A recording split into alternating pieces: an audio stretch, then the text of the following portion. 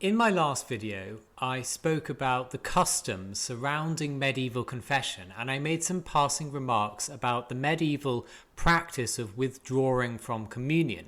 That is, from going from a situation in the early centuries where participating in communion was fairly regular, though we can't be sure quite how regular, through into the 4th century when the laity began to withdraw themselves from regular participation in the Eucharist, and how that trend continued through until in the medieval period communion was maybe only taken a few times a year.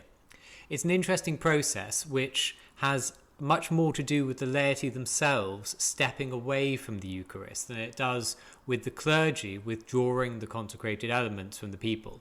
In fact, for the majority of that period, between the 300s and the 400s, until the turn of the millennium, the bishops were apparently attempting to retard or prevent this trend from happening.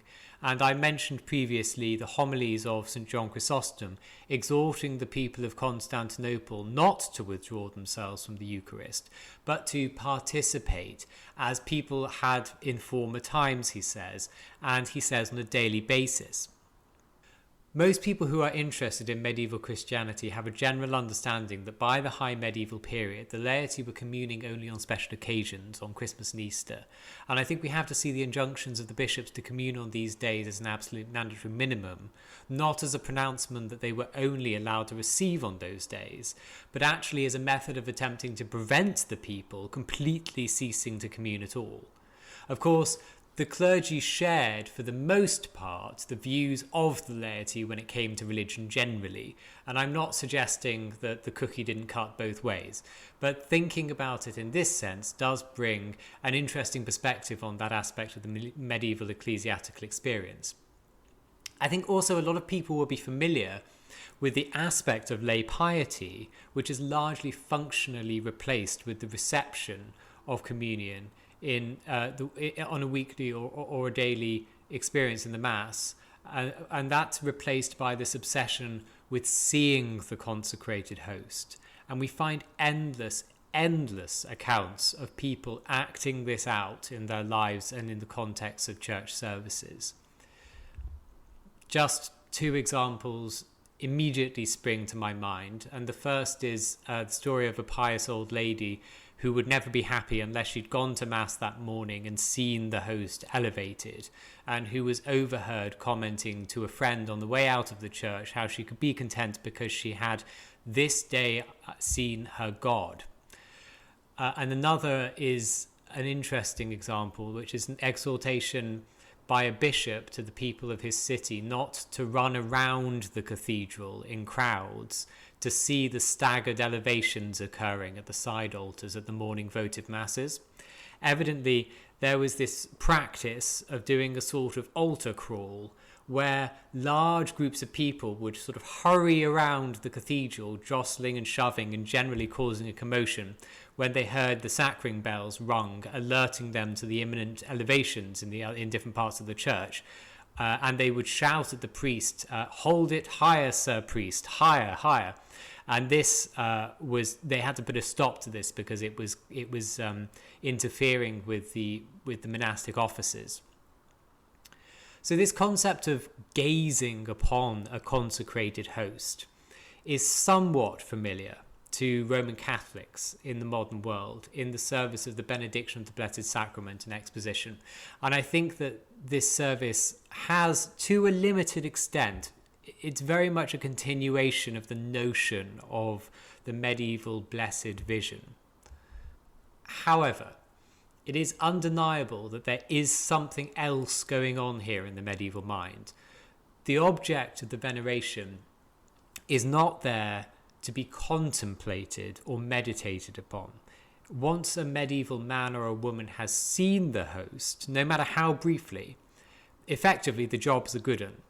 And it's also notable that exposition as it exists in the Roman Catholic Church is actually pretty unknown outside of quite a specific set of occasions in the medieval cathedral liturgy, and particularly in the very late medieval feasts of Corpus Christi.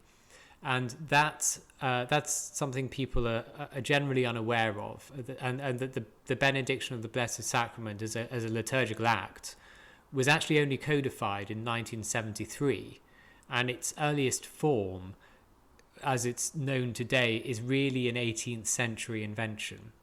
So what exactly was the impulse here for that medieval peasant or townsperson which drew them so magnetically to glimpsing the substance of the Blessed Eucharist? Well, to understand that requires one of those weird curveball medieval peculiar worldviews, and the basis for which has pretty much entirely, well no, it has entirely departed from modern culture. It has to do with the notion of the senses and the distinction and functional difference between them. When we talk about receiving the sacrament, we know that in order to do so properly requires a particular bodily function tied in some way to our understanding of human biology. It means the physical oral reception of the substance of the host into our bodies in the same manner as one would eat food or drink in an ordinary secular context. We understand the categories of the senses as being either linked or separate. The linked senses of smell and taste, and the independent, or I should say really semi-independent, senses of sight with its own optical nerve reception mechanism and transmission, and of course of hearing and of touch, which are similarly independent to a great degree. So when we mean to take communion, we mean to engage one particular sense, that is, of taste and the reception of food, along with the associated digestive function. But this is not at all how the medieval mind conceived of bodily senses working. Many people are going to be familiar with the idea that originated with Plato and before him Pythagoras of how sight works. Plato believed that the eye shot out invisible beams of what he called a gentle visual fire or light, which comes out of the pupil of the eye and combined with the ambient light to create a sort of homogeneous body of vision, like a sort of invisible tentacle controlled by the eye, which encompassed or touched objects and thereby generated a medium between the object and the viewer, which allowed aspects of that object to come into contact with the viewer. People are less familiar with the slightly different model proposed by Aristotle.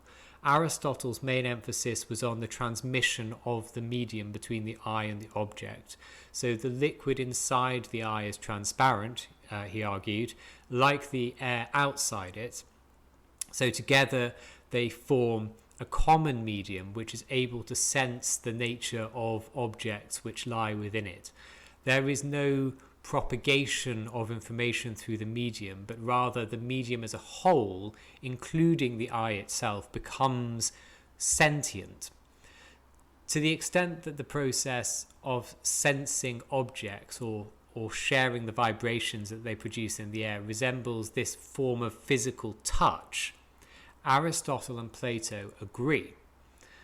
Of course, the majority of medieval peasants are going to be completely unaware of the finer points of Greek thought on the matter, but not as unaware as you might think.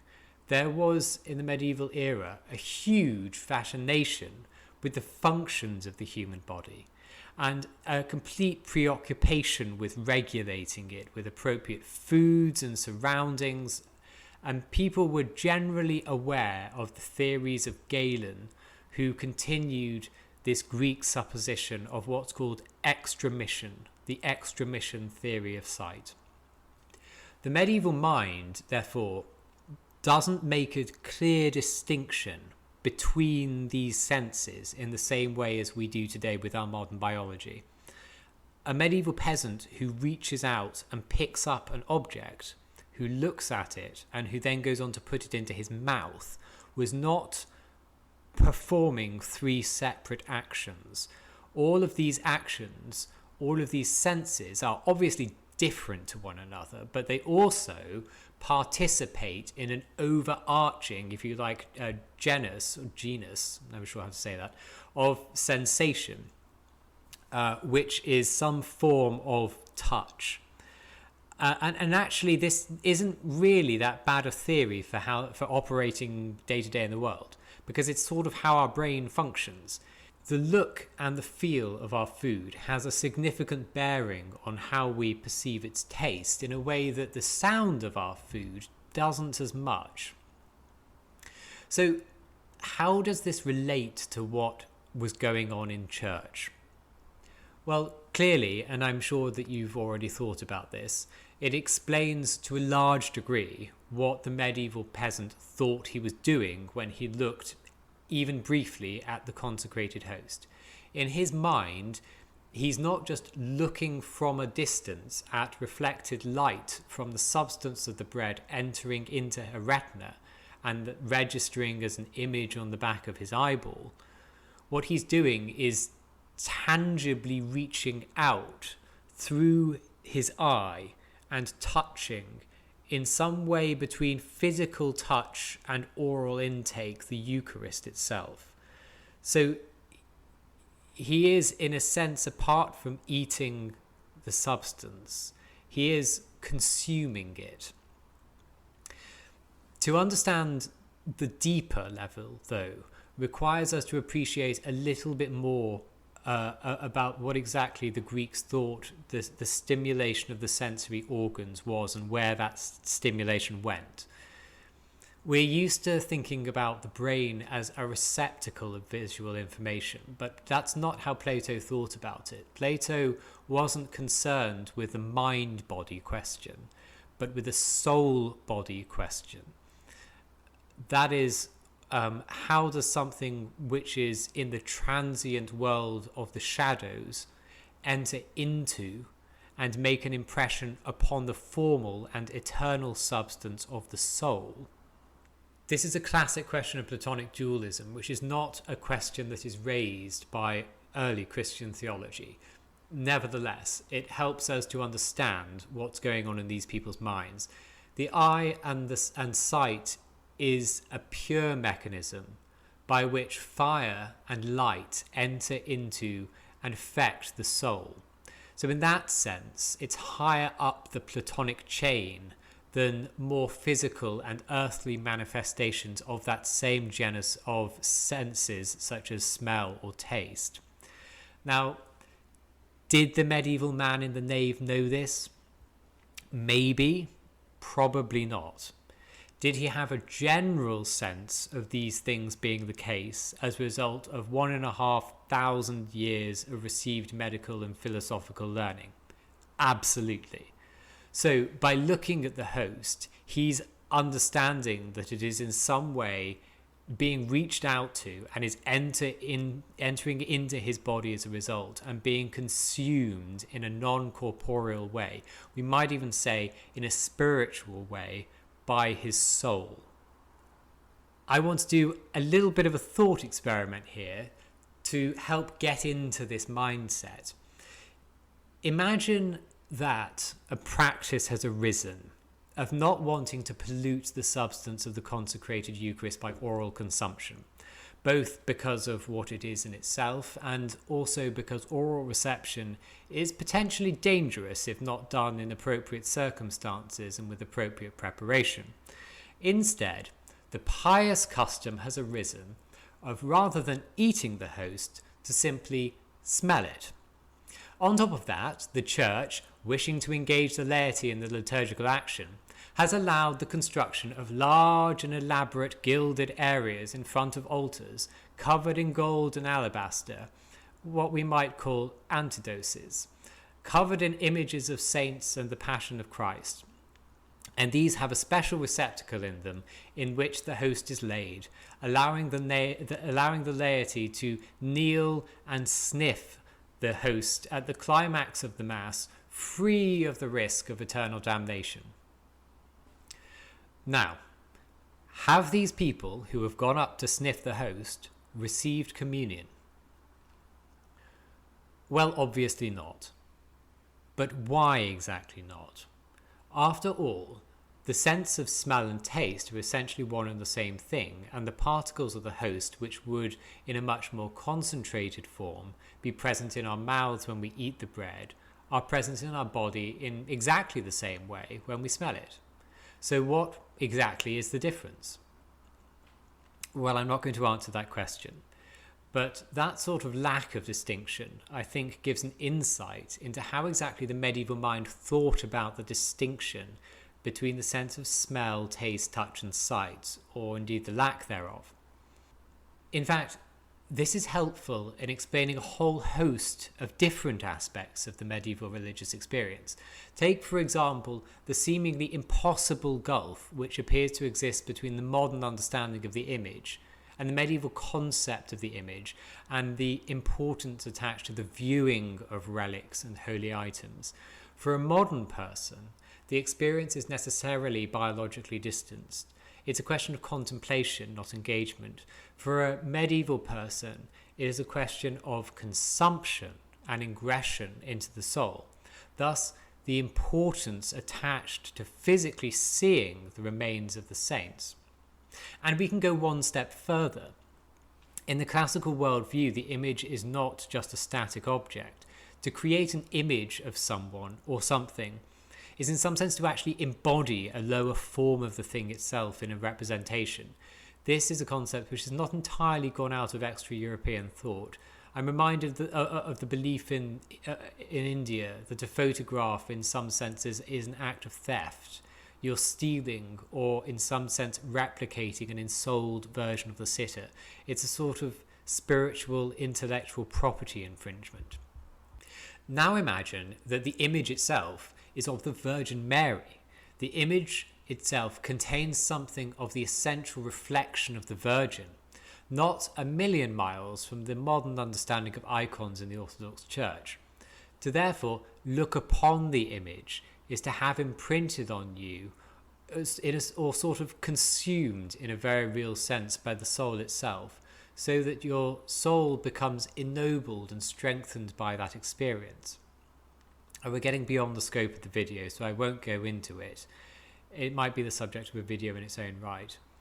But to look at the world in this sense, I think does go a long way to explain the fundamental disparity between the modern reductionist understanding of catching a glimpse. And actually, I think that phrase is telling in itself about the way our forebears thought about this, catching a glimpse, and what the medieval man thought he was doing when he was running around the altars of the church trying to see as many times as possible that morning the consecrated hosts. So should you be running around trying to do likewise? No.